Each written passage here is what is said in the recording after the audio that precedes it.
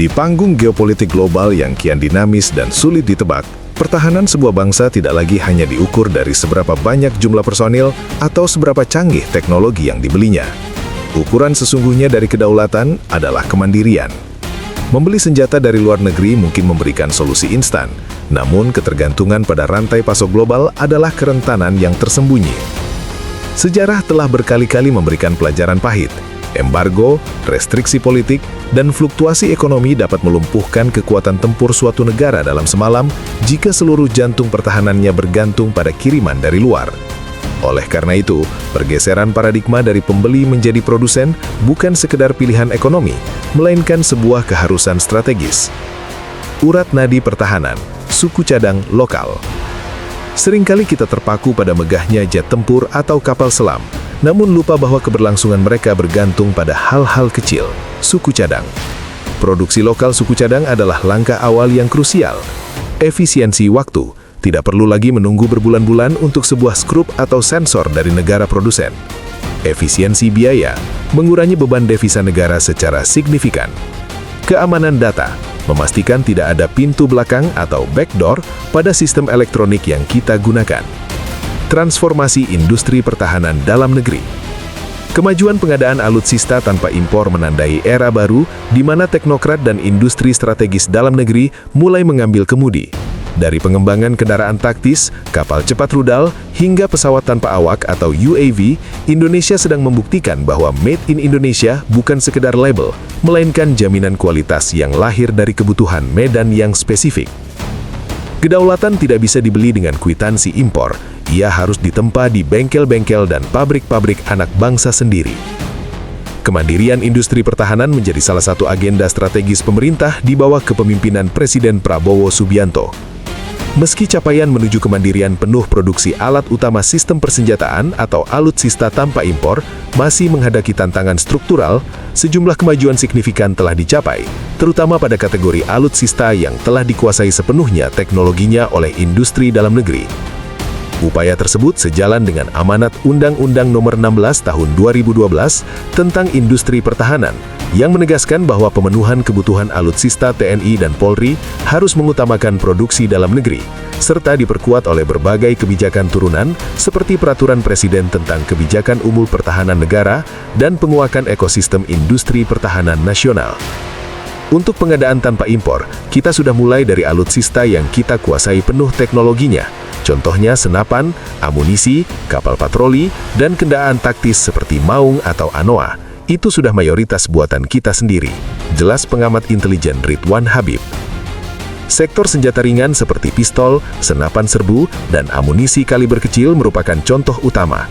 PT Pindad sebagai BUMN strategis telah menghasilkan berbagai varian pistol, G2 Combat, Magnum, hingga senapan serbu seri SS, senapan serbu 1, 2, hingga model terbaru SS3 yang digunakan oleh TNI maupun Polri.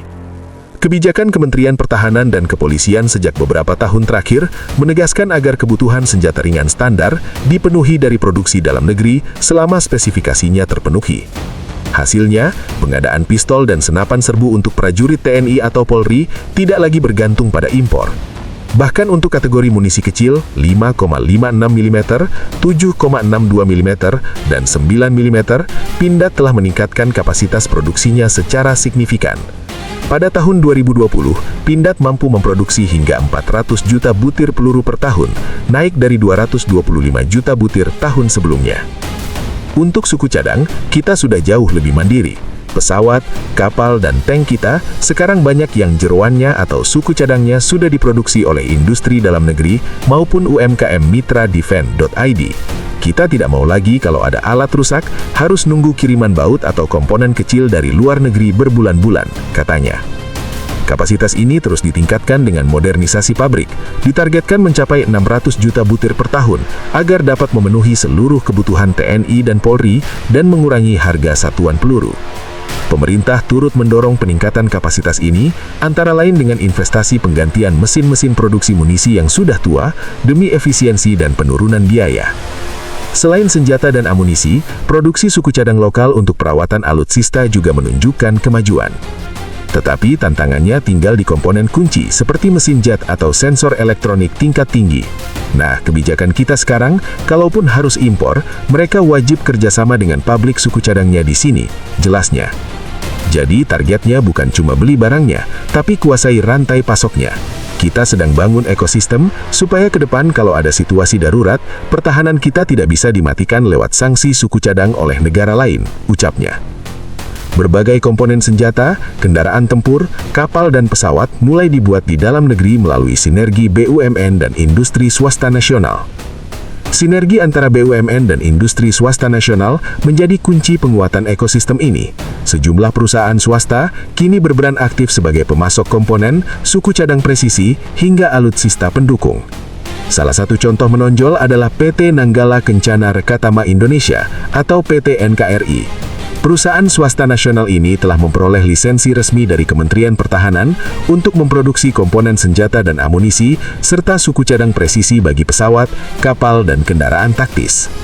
Pabrik PT NKRI di Bandung kini menjadi bagian penting dari rantai pasok industri pertahanan nasional dengan kemampuan memproduksi selongsong peluru, proyektil, hingga komponen mekanik presisi. Keberadaan fasilitas ini memperkuat kemandirian industri hulu hilir serta mendukung pemeliharaan alutsista tanpa ketergantungan pada pemasok luar negeri. Peran PT NKRI mencerminkan implementasi nyata Pasal 11 dan Pasal 12 UU Industri Pertahanan yang membuka ruang luas bagi badan usaha milik swasta atau BUMS untuk terlibat langsung dalam produksi dan pengembangan industri pertahanan nasional. Selain itu, PT Republik Defensindo juga tercatat aktif memproduksi kendaraan khusus militer, dari truk militer, rantis 4x4, hingga kendaraan amfibi berantai. Pada 2020, perusahaan ini bekerja sama dengan BUMN Pertahanan untuk membangun fasilitas produksi amunisi kaliber 9,9 mm secara terpadu. Di sektor amunisi, pabrik swasta pertama Indonesia milik PT Sapta Inti Perkasa telah beroperasi sejak 2024 di Malang. Fasilitas ini mampu memproduksi hulu ledak atau braskap, selongsong dan merakit munisi kaliber 5,56 mm serta 9 mm dengan target awal masing-masing 100 juta butir per tahun yang akan ditingkatkan bertahap hingga 500 juta butir per tahun. Langkah ini krusial, mengingat kebutuhan nasional diperkirakan mencapai 5 miliar butir per tahun, jauh di atas kapasitas tunggal pindad. Kehadiran lini produksi swasta diharapkan mampu menutup kesenjangan tersebut dan sepenuhnya menghapus ketergantungan impor amunisi di masa depan.